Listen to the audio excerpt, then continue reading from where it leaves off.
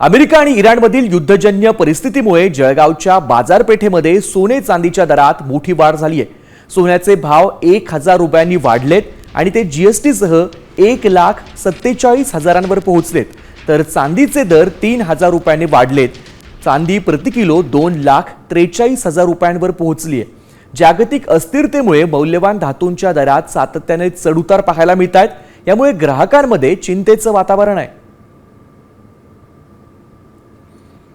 सोन्याचा भाव प्रतितोळा 1,47,000 गेलाय। युद्धजन्य परिस्थितीमुळे चांदीच्या दरात देखील 3000 वाढ झाली आहे आणि चांदी आता प्रति किलो 2,43,000 पोहोचली आहे। जळगावच्या सराफा बाजारामधील हे सगळे दर आहेत।